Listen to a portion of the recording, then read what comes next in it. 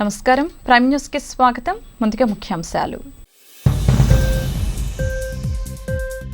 రాజకీయ ప్రత్యర్థులు మాట్లాడుతున్న భాషపై ఒక్కొక్కసారి బాధ కలిగిస్తుంది. ఉపరాష్ట్రపతి వెంకయ్య నాయుడు ఆవేదన.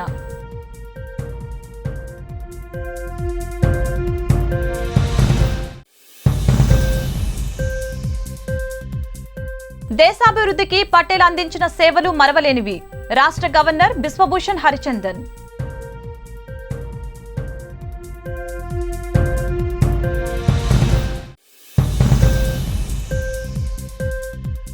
విశాఖలో జనసేన అధినేత పవన్ కళ్యాణ్ ఘన స్వాగతం పలికిన జన సైనికులు.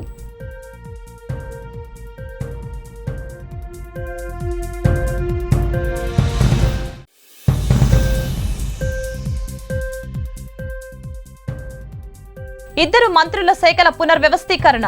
గెజిట్ విడుదల చేసిన ప్రభుత్వ ప్రధాన కార్యదర్శి సమీర్ శర్మ.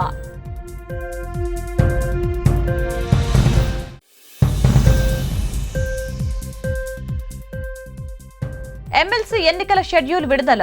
నవంబర్ 29న పోలింగ్, అదే రోజు కౌంటింగ్.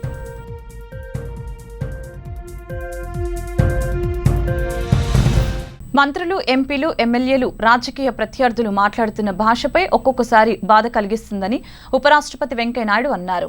కృష్ణా జిల్లా ఉంగుటూరు మండలం ఆత్కూరు స్వర్ణ భారత్ ట్రస్టులో శిక్షణ పొందిన యువతీ యువకులతో ముఖాముఖి కార్యక్రమంలో ముఖ్య అతిథిగా వెంకయ్య నాయుడు, స్వర్ణ భారత్ ట్రస్ట్ చైర్మన్ కామినేని శ్రీనివాసరావు పాల్గొన్నారు. సర్దార్ వల్లభాయ్ పటేల్ చిత్రపటానికి పూలమాలలు వేసి నివాళులర్పించారు. ఈ సందర్భంగా వెంకయ్య నాయుడు మాట్లాడుతూ ట్రస్ట్ ద్వారా అందిస్తున్న ఉచిత కోర్సులు క్రమశిక్షణతో నేర్చుకుని స్వయం ఉపాధి సాధించుకోవాలని సూచించారు. మాతృభాష రెండు కళ్ళ వంటివని, ఇతర భాషలు కళ్ళజోడు లాంటివని అన్నారు. మాతృభాష ఎప్పటికీ మరవద్దని, మాతృభాషలో చదివే రాష్ట్రపతి రామ్నాథ్ కోవింద్, ప్రధాని మోదీ, ఉపరాష్ట్రపతిగా నేను, సుప్రీంకోర్టు ప్రధాన న్యాయమూర్తి ఎన్వి రమణ ఈ స్థాయిలో ఉన్నారని గుర్తు చేశారు. మాతృభాషని నిర్లక్ష్యం చేయకుండా ఇతర భాషలు నేర్చుకోవాలని అన్నారు. కులం కన్నా గుణం మిన్న, ధనం కన్నా గుణం మిన్న. మంచి వ్యక్తులు, శీలవంతులు, మంచి గుణగణాలు ఉన్న నాయకులను ప్రోత్సహించాలని అన్నారు. ఈ పార్టీ ఆ పార్టీ అని చూడకుండా అతని బుద్ధి గమనించండి, నడవడిక గమనించండి అని చెప్పారు. కులం పేరుతో, మతం పేరుతో, వర్గం పేరుతో, వర్ణం పేరుతో, జిల్లా పేరుతో, భాష పేరుతో జనాన్ని చీల్చే వాళ్ళకి దూరంగా ఉండాలి. వీఆర్ నాట్ సెక్టేరియన్, మనందరం ఒకటే అనే భావన ఎప్పుడైతే వస్తుందో వాడు ఫార్వర్డ్, వీడు బ్యాక్వర్డ్, వీడు అప్పర్ క్యాస్ట్, వీడు లోయర్ క్యాస్ట్, ఇవన్నీ మధ్యలో కృత్రిమంగా వచ్చాయి. నేను అందుకే ఇందాక చెప్పాను కదా, కులము కన్నా గుణము మిన్నా, ధనము కన్నా గుణము మిన్నా. అందుకని మంచి వ్యక్తులను, అలాంటి శీలం ఉన్న వాళ్ళని, అలాంటి గుణాలు ఉన్న వాళ్ళని ప్రోత్సహించాలి, వాళ్ళనే నాయకులుగా ఎన్నుకోవాలి. నేను ఎప్పుడు చెప్తుంటాను, select and direct people with character, calibre, capacity and contact. ఈ పార్టీ ఆ పార్టీ అని చెప్పని నేను రాజకీయాలు లేదు, కానీ వ్యక్తి యొక్క గుణగణాలు చూడండి, అతని బుద్ధిని గమనించండి, అతని నడవడికని గమనించండి. దాన్ని బట్టి మీరు పార్లమెంట్కి, అసెంబ్లీకి పోయి మాట్లాడలేకపోతే ఎందుకైనా అడిగిపోయేది. పార్లమెంట్, అసెంబ్లీలో మాట్లాడిన వాళ్ళు అక్కడికి వెళ్లటం ఎందుకని ప్రశ్నించారు. ప్రజా జీవనంలో ఒక్కొక్కరు మాట్లాడుతుంటే బాధేస్తుందని అన్నారు. రాజకీయ ప్రత్యర్థులు, ఎంపీలు, మంత్రులు, ఎమ్మెల్యేలు మాట్లాడే భాష వింటుంటే అసహ్యం వేస్తుందని వెంకయ్య ఆవేదన వ్యక్తం చేశారు. ప్రజా జీవనంలో మాట్లాడడం కూడా సభ్యత్వ సంస్కారంతో మాట్లాడాలి. ఈ మధ్యకాలంలో మనం చూస్తున్నాం, కొద్దిగా ప్రమాణాలు తగ్గుతున్నాయి పార్లమెంట్ లో, అసెంబ్లీలో. ప్రజా జీవనంలో కూడా ఒక్కోసారి మాట్లాడుకునే మాటలు వింటుంటే బాధేస్తుంది. ఒక్కోసారి ఎమ్మెల్యేలు మాట్లాడుకునే మాట, విమర్శించుకునే మాట, రాజకీయ ప్రత్యర్థులు మాట్లాడుకునే మాట, ఎంపీలు మాట్లాడుకునే మాట, మంత్రులు వాడే భాష ఒక్కోసారి వింటే అసహ్యం జరుగుతుంది. కొందరు నేను ఈ రాష్ట్రం ఆ రాష్ట్రం అని చెప్పడం, దేశవ్యాప్తంగా ఉంటాను కాబట్టి నేను చూస్తుంటాను కాబట్టి దేశంలో ఉంటే ఉన్నతమైన రాజ్యసభకు చైర్మన్ గా కూడా పనిచేస్తున్నాను కాబట్టి. భారతరత్న సర్దార్ వల్లభాయ్ పటేల్ 146వ జయంతి సందర్భంగా ఆంధ్రప్రదేశ్ గవర్నర్ బిశ్వభూషణ్ హరిచందన్ పటేల్ చిత్రపటానికి పూలమాలలు వేసి ఘనంగా నివాళులర్పించారు. ఈ సందర్భంగా మాట్లాడుతూ దేశ సమగ్రతకు సర్దార్ పటేల్ దేశాభివృద్ధికి అందించిన సేవలు మరవలేనివని అన్నారు. జనసేన అధినేత పవన్ కళ్యాణ్ విశాఖ చేరుకున్నారు. ఆయనకు జన సైనికులు ఘన స్వాగతం పలికారు. ఎయిర్పోర్టు నుంచి స్టీల్ ప్లాంట్ వరకు భారీ ర్యాలీతో పవన్ బయలుదేరారు. స్టీల్ ప్లాంట్ ఉద్యమానికి సంఘీభావం తెలిపేందుకు విశాఖ వచ్చిన పవన్ కళ్యాణ్ ఉద్యమకారులను పరామర్శించారు.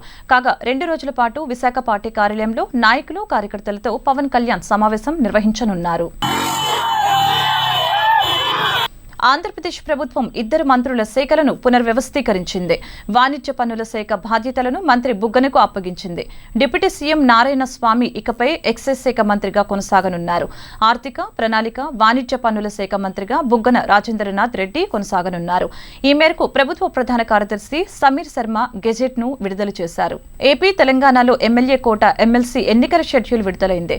ఏపీ నుంచి 3, తెలంగాణ నుంచి 6 ఎమ్మెల్సీలకు పదవీ కాలం ముగిసింది. ఈ నేపథ్యంలో నవంబర్ 9న నోటిఫికేషన్ విడుదల కానుంది. నవంబర్ 16 వరకు నామినేషన్ల స్వీకరణ, 17న పరిశీలన జరగనుంది. 22న నామినేషన్ల ఉపసంహరణకు గడువు విధించారు. నవంబర్ 29న పోలింగ్ నిర్వహించి అదే రోజు కౌంటింగ్ ప్రక్రియ చేపట్టనున్నారు. ఏపీలో సోము వీర్రాజు, చిన్న గోవిందరెడ్డి, మహమ్మద్ షరీఫ్ పదవీకాలం మే 31 నాటికి ముగిసింది.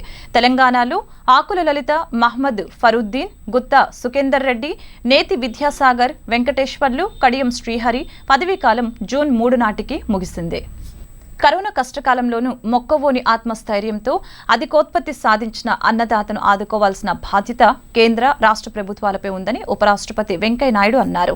యువత గ్రామాల వైపు మళ్లాలని పిలుపునిచ్చిన ఆయన వరి, గోధుమ వంటి పంటలను వదిలి ఆరోగ్యాన్ని కాపాడే చిరుధాన్యాల సాగు వైపు రైతులు దృష్టి పెట్టాలని సూచించారు.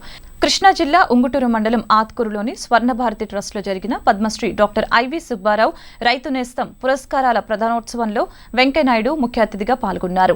ముప్పవరపు ఫౌండేషన్, రైతు నేస్తం ఫౌండేషన్ సంయుక్తంగా నిర్వహించిన ఈ కార్యక్రమంలో పలువురు రైతులు, వ్యవసాయ శాస్త్రవేత్తలు, అగ్రి జర్నలిస్టులకు ఉపరాష్ట్రపతి అవార్డులను అందజేశారు. అనంతరం ఆయన ప్రసంగిస్తూ ఆహారపు అలవాట్లు మారుతున్న ప్రస్తుత పరిస్థితుల్లో రైతులు సేంద్రీయ ఆహారానికి ప్రాధాన్యతనివ్వాలని అన్నారు. రాష్ట్రాలన్నీ కలిసికట్టుగా ఉంటూ అభివృద్ధి జరిగేందుకు కృషి చేసిన మహనీయుడిగా సర్దార్ వల్లభాయ్ పటేల్ భారతీయ జనతా పార్టీ శ్లాఘించింది. భాజపా రాష్ట్ర కార్యాలయంలో ఉక్కు మనిషి సర్దార్ వల్లభాయ్ పటేల్ జయంతి కార్యక్రమం ఆదివారం ఘనంగా జరిగింది. ముందుగా పటేల్ చిత్రపటానికి భాజపా రాష్ట్ర కోశాధికారి, రాష్ట్ర కార్యాలయ ఇన్ఛార్జి వామరాజు సత్యమూర్తి, రాష్ట్ర కార్యదర్శి పాతూరి నాగభూషణం, మైనార్టీ మోర్చా రాష్ట్ర అధ్యక్షులు షేక్ బాజీ పూలమాలలు వేసి ఘనంగా నివాళులర్పించారు. అనంతరం సత్యమూర్తి మాట్లాడుతూ స్వాతంత్ర్యం తర్వాత భారతదేశం మొత్తం ఏకతాటిపై తీసుకువచ్చిన ఘనత ఆ మహనీయునికే దక్కుతుందని అన్నారు. మహాత్మా గాంధీ పోరాటంలో పాల్గొన్న గొప్ప నాయకుడైన పటేల్ బలమైన నాయకత్వంలో స్వాతంత్ర్యం ఇచ్ఛాశక్తిని కలిగి ఉన్నారని అన్నారు. అందుకే ఆయనను భారతదేశపు ఉక్కు మనిషిగా పిలుస్తారని అన్నారు. అన్ని రాష్ట్రాలను విలీనం చేయటమే ఆయన దేశభక్తికి తార్కాణంగా పేర్కొన్నారు. ఈ కార్యక్రమంలో భాజపా విజయవాడ జిల్లా అధ్యక్షులు బొబ్బూరి శ్రీరామ్, దాసం ఉమామహేశ్వర్ రాజు, అడ్డూరి శ్రీరామ్, పాలూరి శ్రీనివాసరావు, భోగవల్లి శ్రీధర్, అడప శివనాగేంద్రరావు, శివకుమారి పట్నాయక్, తుమ్మల అంచుపాపు, కొల్లి నాగేశ్వరరావు తదితరులు పాల్గొన్నారు.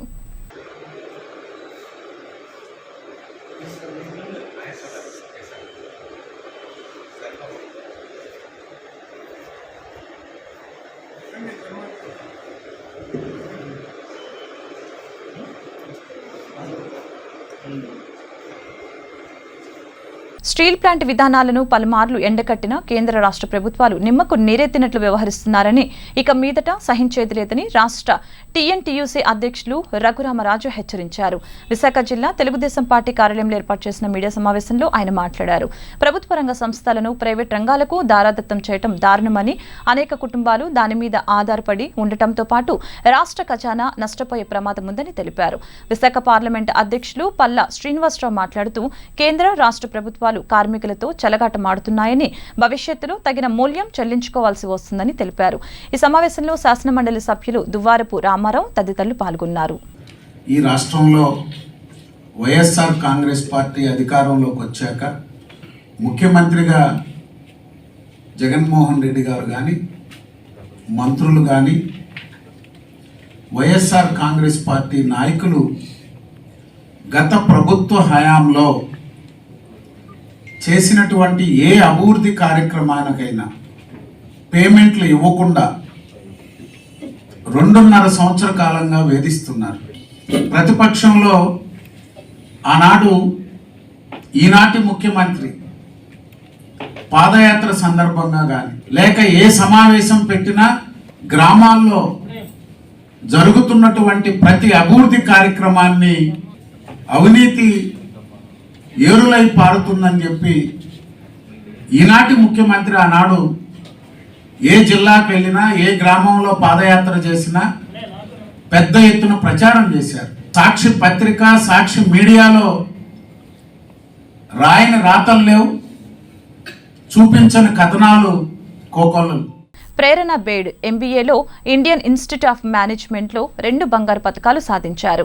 ఐఐఎం విశాఖపట్నం నుంచి మొదటి ర్యాంకు సాధించిన ప్యూర్ గోల్డ్ మెడల్ సాధించారు. అదేవిధంగా స్కాలిస్టిక్ పెర్ఫార్మెన్స్లో ఎంబీఏ పూర్తి చేసి మరో గోల్డ్ మెడల్ పొందారు. విశాఖపట్నంలోని ఆంధ్ర యూనివర్సిటీలోని ఐఐఎం క్యాంపస్లో జరిగిన ఓ ప్రత్యేక కార్యక్రమంలో ఐఐఎం డైరెక్టర్ ఆచార్య ఎం చంద్రశేఖర్ చేతుల మీదుగా ప్రేరణకు గోల్డ్ మెడల్స్ ప్రదానం చేశారు. ఉన్నత చదువులు చదవటానికి వయస్సు అడ్డురాదని ఆమె నిరూపించారు. ఈ సందర్భంగా ప్రేరణ మాట్లాడుతూ మెడల్స్ సాధించడానికి ఎంతో కష్టపడ్డానని చెప్పారు. ఓవైపు కుటుంబాన్ని చూసుకుంటూ చదువు మీద ధ్యాస పెట్టడం కత్తి మీద సాము లాంటిదని అన్నారు. భర్త అత్తమామల ప్రోత్సాహంతోనే ఇది సాధించానని అన్నారు. చదువుకోవడానికి లక్ష్యాన్ని సాధించడానికి వయసుతో పని లేదని అన్నారు.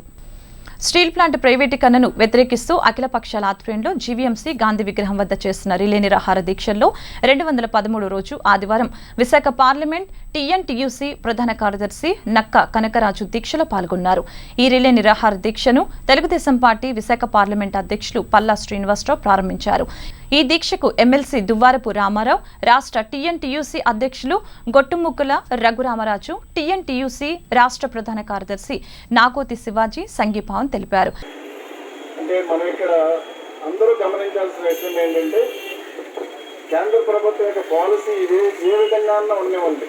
వాళ్ళ ఆలోచన ఏంటంటే ప్రభుత్వ రంగ సంస్థల్ని అమ్మేద్దామని ఒక కాన్సెప్ట్ లో వాళ్ళు ముందుకెళ్తున్నారు. ఇది సుమారుగా 32 మంది ఒక త్యాగాల ఫలితంగా ఏర్పడిన ఈ స్టీల్ ప్లాంట్ ని, ప్రజా ఉద్యమం ద్వారా ఏర్పడిన స్టీల్ ప్లాంట్ ని మిగతా ప్రభుత్వ రంగ సంస్థలతో కేంద్ర ప్రభుత్వం ఏ విధంగా పోల్చగలుగుతుంది అనేది మనం అందరూ గమనించాల్సిన విషయం. రెండోది ఏంటంటే రాష్ట్ర ప్రభుత్వం ఒక సింపుల్ గా మాకు ఎటువంటి బాధ్యత లేదు, కేంద్ర ప్రభుత్వ నిర్ణయం ఇది, కేంద్ర ప్రభుత్వ అధీనంలో ఉందని చెప్పి రాష్ట్ర ప్రభుత్వం తప్పించుకునే అవకాశం కూడా ఇక్కడ ఏమాత్రం లేదు. ఎందుకంటే రాష్ట్ర ప్రభుత్వం యొక్క అవసరమే ఇక్కడ ఉంది. రాష్ట్ర ప్రభుత్వానికి కనుక చిత్తశుద్ధి ఉంటే 100% స్టీల్ ప్లాంట్ కాపాడుకోవాల్సిన అవకాశం రాష్ట్ర ప్రభుత్వానికి ఉంది. ఈ కార్యక్రమంలో విశాఖ టీఎన్టీయూసీ అధ్యక్షులు విల్ల రామ్మోహన్ కుమార్, ప్రధాన కార్యదర్శి నక్కా లక్ష్మణరావు, అధికార ప్రతినిధి గొలగాని వెంకన్నబాబు, విశాఖ జిల్లా సిడబ్ల్యూయు ప్రధాన కార్యదర్శి కేటీ రామారావు, సిఐటియు నాయకులు జగ్గు నాయుడు, టీఎన్టీయూసీ నాయకులు, కార్యకర్తలు పాల్గొన్నారు. మా నాయకుడు చంద్రబాబు నాయుడు గారు ఐ థింక్ ఇది 2006-2007 సంవత్సరంలో ఎర్రనాయుడు గారు మంత్రిగా ఉన్నప్పుడు 2000-2001 వాజ్పేయి గారు ప్రధానమంత్రిగా ఉన్నప్పుడు ఇక్కడ దీన్ని ప్రైవేటైజ్ చేయడానికి ప్రతిపాదన వచ్చినప్పుడు ఆ ఈక్విటీ కింద మార్చిన ఘనత కేంద్ర ప్రభుత్వంపై ఒత్తిడి తీసుకొచ్చి చంద్రబాబు నాయుడు గారు అని చెప్పి సందర్భంగా గుర్తు చేస్తున్నారు. అంటే ఇక్కడ ముఖ్యమంత్రిగా ఆయన ఉన్నారు కాబట్టి ఆయన స్టీల్ ప్లాంట్ కాపాడుకోవడానికి ఆయనకు ఒక అవకాశం వచ్చింది. అదేవిధంగా ఇక్కడ ఏదైతే అధికార పార్టీ ఉందో వారు డెఫినెట్ గా స్టీల్ ప్లాంట్ ని ప్రొటెక్ట్ చేసుకోవాల్సిన బాధ్యత అందరికన్నా ఎక్కువగా ఇప్పుడు ప్రధానంగా అధికార పార్టీ పైన ఉంది. విద్యార్థులకు స్కాలర్షిప్ వంటి ప్రోత్సాహకాలు అందించడం వలన వారిలో మానసిక వికాసం పెరిగి ఉజ్వల భవిష్యత్తుకు దోహదపడుతుందని విశాఖ ఎంపీ ఎంవివి సత్యనారాయణ అన్నారు.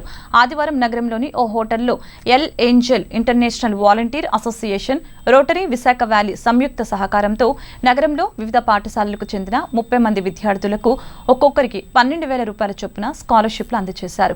ఈ కార్యక్రమానికి ముఖ్య అతిథిగా హాజరైన ఎంపీ మాట్లాడుతూ విద్యార్థులకు అందించిన సహకారం నగదుకు మించి విలువైందని అన్నారు.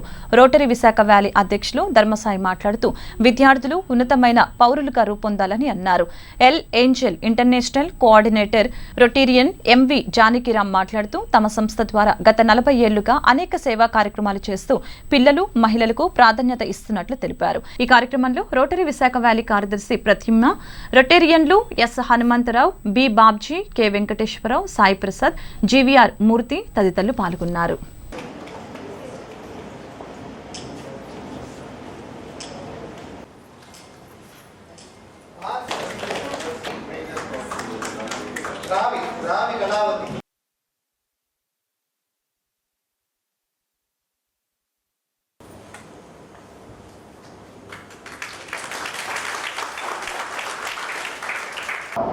మన ప్రోత్సాహం ప్రోత్సాహం కల్పించి వాళ్ళని ఎంకరేజ్ చేసి వాళ్ళ భవిష్యత్తులో చదువుల దిశగా కానీ, స్పోర్ట్స్ దిశగా కానీ, ఇతర కార్యక్రమాల దిశగా కానీ వాళ్ళు ముందుకెళ్ళేదానికి వాళ్ళకు ఒక మంచి ప్రోత్సాహం కల్పించడం వలన వాళ్ళ భవిష్యత్తులో మనం బాగా చదువుకోవాలి, మనం లేక మంచి స్పోర్ట్స్లో కానీ ఇతర కార్యక్రమాల్లో కానీ ముందుండాలని ఒక మంచి ఆలోచన వాళ్ళకి కలుగుతుంది. ఎందుకంటే ఈ సహాయం వాళ్ళకి ఏ విధంగా ఉపయోగపడుతుందనే దానికంటే కూడా మానసికంగా చాలా మంచి ప్రోత్సాహం లభిస్తుంది. ఎందుకంటే మనకి ఒక స్కాలర్షిప్ ఇచ్చారు, ఒక ప్రైజ్ ఇచ్చారు అనే దాంట్లో వాళ్ళకు ఉన్న ఆనందం ఆ డబ్బుకు మించి చాలా విలువైంది. మనం కూడా చిన్నతనంలో ఏదైనా స్పోర్ట్స్ ఆడితే అప్పుడు ఒక పెన్సిల్ బాక్స్ మనకి ఇచ్చేవారు, ఒక పెన్ను, పెన్సిల్ బాక్స్, దానికోసం చాలా గొప్పగా ఆ రోజు మన ఆనందానికి ఆవులు ఉండేవి కాదు ఆ పెన్సిల్ బాక్స్ కోసం. అటువంటిది ఈవేళ వీళ్ళకి ఒక ప్రైజ్ మనీ ద్వారా 12,000 రూపాయలు వీడికి ఇచ్చి ఈవేళ వాళ్ళ బుక్స్ కానీ, లేదంటే చిన్న చిన్న ట్యాబ్స్ కానీ, ఏదైనా ల్యాప్టాప్ వాళ్ళ మిగిలిన డబ్బులు ఏదైనా వేసుకొని ల్యాప్టాప్ కానీ కొనుక్కొని వాళ్ళ భవిష్యత్తులో ఇంకా భవిష్యత్తులో ముందుకెళ్ళే దిశగా కూడా ప్రోత్సాహం కలుగుతుందని కూడా ఈ కార్యక్రమం చేపట్టినందుకు రోటరీ క్లబ్ విశాఖ వ్యాలీ వారికి మరి ఒకసారి నేను ధన్యవాదాలు తెలియజేస్తూ, ఇది కాకపోతే విద్యార్థి దశలో ఉన్నటువంటి పిల్లలు, బాలురు కానీ బాలికలు కానీ వాళ్ళకి సర్వీస్ చేసే అవకాశం ఉంటుంది. 14 సంవత్సరాల వరకు ఉన్నటువంటి పిల్లలకి ఇంటర్ ర్యాంక్ అనేది రోటరీ క్లబ్ ఏర్పాటు చేస్తుంది. అదేవిధంగా 18 సంవత్సరాలు మరి అని అనుకుంటే వాళ్ళకి రోటరీ యాక్ట్ సంస్థ ఉంటుంది. కాబట్టి రోటరీ యాక్ట్ సంస్థలు 2 రకాలుగా, ఒకటేమో ఎడ్యుకేషనల్ ఇన్స్టిట్యూషన్ బేస్డ్. చంద్రబాబు విశాఖకు వస్తే ప్రజలు చెప్పులతో స్వాగతం పలుకుతారని corporator, Andhra Pradesh pollution control board member Sadiq సంచలన వ్యాఖ్యలు చేశారు. మద్దిలపాలెం వైసీపీ కార్యాలయంలో ఏర్పాటు చేసిన మీడియా సమావేశంలో ఆయన మాట్లాడుతూ టీడీపీ రాష్ట్ర కార్యదర్శి నజీర్, దక్షిణ నియోజకవర్గ టీడీపీ కార్పొరేటర్లు ఎవరు ఆదేశాలు ఫాలో అవుతున్నారో అందరికీ తెలుసని అన్నారు. అతను యాక్షన్ అంటే వీళ్ళు డ్రామా మొదలు పెడతారని చురకలు అంటించారు. నజీర్ అనే వ్యక్తి ఆ షాడో ఎమ్మెల్యేకు చెంచా అని అన్నారు. తొందరలో వైఎస్ఆర్సీపీ పార్టీలో ఉన్న కోవర్ట్లను ఆధారాలతో సహా పార్టీ అధిష్టానం ముందు పెడతామని సాదిక్ హెచ్చరించారు. టీడీపీ ఓ తెలుగు డ్రామా పార్టీ అని ఒకవైపు అభివృద్ధి లేదు అంటూ గోల పెడుతూనే మరోవైపు అభివృద్ధి జరుగుతున్న ప్రాంగణానికి వెళ్లి గోల చేస్తారని మండిపడ్డారు. గీతం, భూ కబ్జాలు ఎందుకు కనపడటం లేదని టీడీపీ నాయకులను సాదిక్ ప్రశ్నించారు. ఈ కార్యక్రమంలో కార్పొరేటర్లు నారాయణరావు, విల్లూరు భాస్కర్ రావు, మాజీ కార్పొరేటర్లు బోదులపాటి, ఉమా మహేశ్వరరావు తదితరులు పాల్గొన్నారు. తెలుగు డ్రామా పార్టీ మీ అందరికీ తెలుసు, డ్రామాలు చేయడంలో బాగా ఎక్స్పీరియన్స్ సిద్ధహస్తులు అందరూ కూడా నిన్న వాళ్ళ పార్టీ ఆఫీస్లో ప్రెస్ మీట్ పెట్టి మొన్న మేము నిరసనంగా ఈ యొక్క చంద్రబాబు నాయుడు దిష్టిబొమ్మని మర్యాదపూర్వకంగా ఏం చెయ్యాలో ఆ రోజు మా గౌరవ కార్పొరేటర్లు అలాగే ఎక్స్ కార్పొరేటర్లు మీ అందరం కూడా 39వ వార్డులో పోస్ట్ ఆఫీస్ జంక్షన్ దగ్గర ఒక కార్యక్రమం చేయడం జరిగింది. ఆ కార్యక్రమం మీద ఇంకేమీ దొరకలేక వాళ్ళకి మమ్మల్ని విమర్శిస్తూ అలాగే మన మీద చర్యలు ఎందుకు తీసుకోలేదు అని చెప్పేసి అవాకులు చవాకులు పెళ్ళడం జరిగింది. మేము ఒకటే ప్రశ్నిస్తున్నాం, ఇప్పుడు పోలీసులు ఉన్నారు, వాళ్ళ పనులు చేస్తారు. వీళ్ళు మొన్న వాళ్ళ పట్టావి చెప్పినట్టు ఆడికి నోటీస్ పంపించలేదు, ఈడికి నోటీస్ పంపించలేదు, ఈడంటాడు ఈ యాక్షన్ తీసుకోలేదు, ఆ యాక్షన్ తీసుకోలేదు. చట్టం అనేది ఒకటి ఉంది, అది రూల్ పొజిషన్ ప్రకారం వాళ్ళు చేసుకుంటూ వెళ్తారు. వాళ్ళు ఎవరికి కూడా బయాస్డ్ కాదు, మాకు బయాస్డ్ కాదు, వాళ్ళకే బయాస్డ్ కాదు. ఎవరు తప్పు చేసినా దాని మీద చర్యలు ఉంటాయి. అంతేగాని వీళ్ళు ప్రెస్ మీట్ పెట్టేసి వాళ్ళ మీద యాక్షన్ ఎందుకు తీసుకోలేదు, వాళ్ళ మీద ఇచ్చేయలేదు, మేము న్యాయస్థానానికి వెళ్తామంటే ఎవరు ఆపారు? వెళ్ళండి, న్యాయస్థానానికి వెళ్ళొద్దు అని చెప్పేసి మేము చెప్పామా? వెళ్ళొద్దు అంటే మీరు వెళ్ళట్లేదా? ప్రతి దాంట్లో కూడా అడ్డుపడుతున్నారు కదా. అభివృద్ధిలో న్యాయస్థానం ఒక మంచి దాని కోసం, న్యాయం కోసం వెళ్ళేవారు. యువత ఉద్యోగ అవకాశాల కోసం ఎదురు చూడకుండా పారిశ్రామికవేత్తలుగా రాణించేందుకు చొరవ చూపాలని Visakha smart city corporation chairman Venkateswararao పిలుపునిచ్చారు.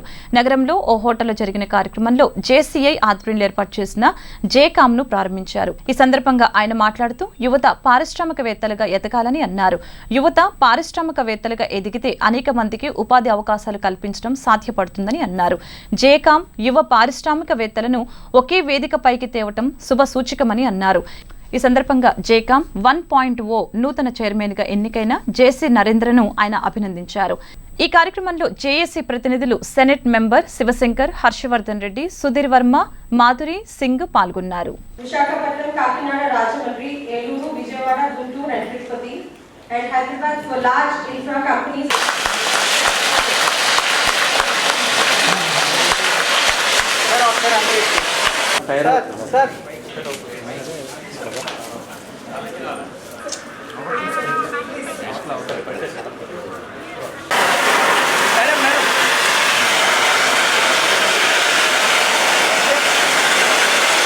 Policies of JCOM at all times.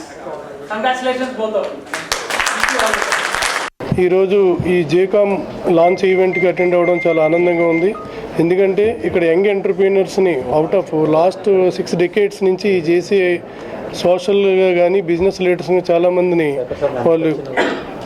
వాళ్ళు ఇంటర్నల్ ట్రైనింగ్ ద్వారా తయారు చేయడం జరిగింది.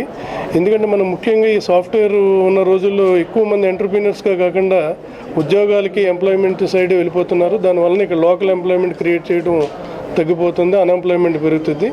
సో ఇలాంటి ఆర్గనైజేషన్స్ ఇలాంటి ఈవెంట్స్ కండక్ట్ చేయడం ద్వారా ఎంటర్ప్రీనర్స్లో హోప్ క్రియేట్ చేయి మోర్ బిజినెస్ డెవలప్ అవుతుంది. యాజ్ వెల్ యాజ్ రెవెన్యూ ఎంప్లాయీస్కి ఎంప్లాయ్మెంట్ దొరుకుతుంది, గవర్నమెంట్కి రెవెన్యూ, సెల్ఫ్ డిపెండెన్స్ పీపుల్ ఎక్కువ పెరుగుతారు.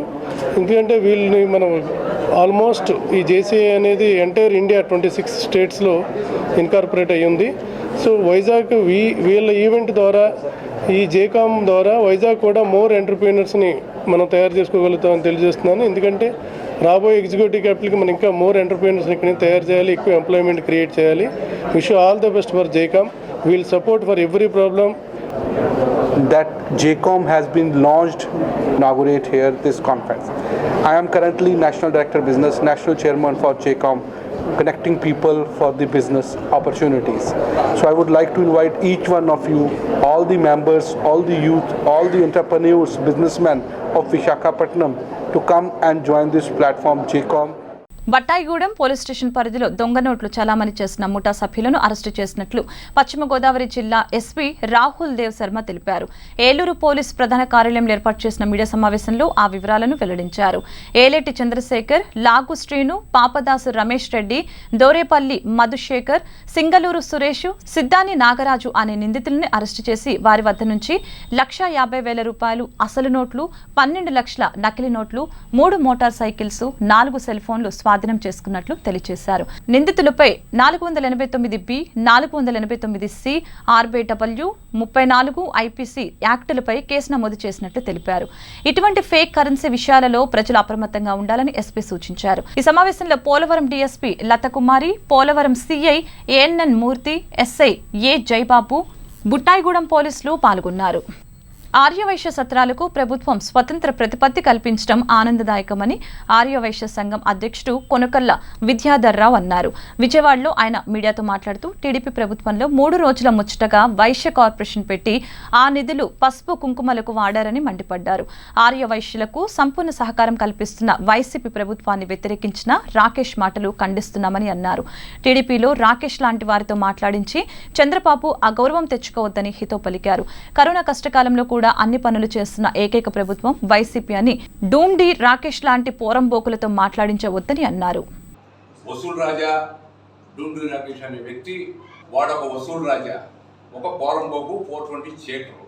వాడిని పెట్టుకొని చంద్రబాబు నాయుడు గారు ప్రెస్ మీట్ పెట్టి ఈ పట్టాభి ఇలాంటి వసూల్ రాజాలను పెట్టుకొని తెలుగుదేశం ప్రభుత్వాన్ని నడపడం, అసలు యాక్ట్ అంటే ఏంటి, చట్టం అంటే ఏంటి, దానం అంటే ఏంటి, ధర్మం అంటే ఏంటి తెలియనటువంటి ఒక వసూల్ రాజా గారు ఒక మంత్రి గురించి లేదా ఒక ప్రభుత్వం మీద విమర్శలు చేయడం చాలా దురదృష్టకరం.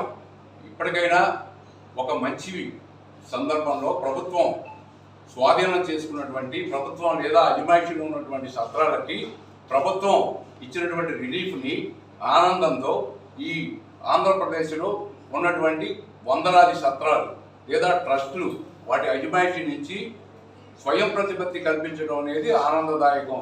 ఆర్యవైశ్యులు అందరూ కూడా జగన్మోహన్ రెడ్డి గారి నాయకత్వాన్ని, వెల్లంపల్లి శ్రీనివాస్ గారి నాయకత్వాన్ని. వార్త ముగించే ముందు ముఖ్యాంశాలు మరొకసారి. రాజకీయ ప్రత్యర్థులు మాట్లాడుతున్న భాషపై ఒక్కొక్కసారి బాధ కలిగిస్తుంది. ఉపరాష్ట్రపతి వెంకయ్యనాయుడు ఆవేదన.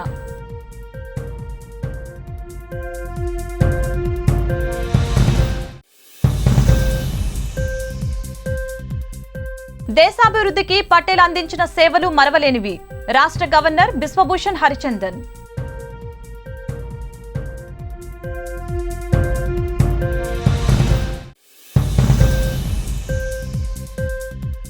విశాఖలో జనసేన అధినేత పవన్ కళ్యాణ్ ఘన స్వాగతం పలికిన జన సైనికులు.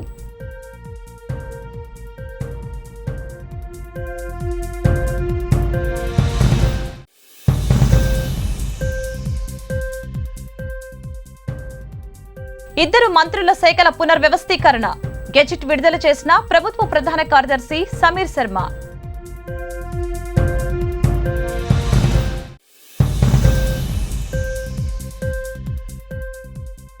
ఎమ్మెల్సీ ఎన్నికల షెడ్యూల్ విడుదల. నవంబర్ 29న పోలింగ్, అదే రోజు కౌంటింగ్.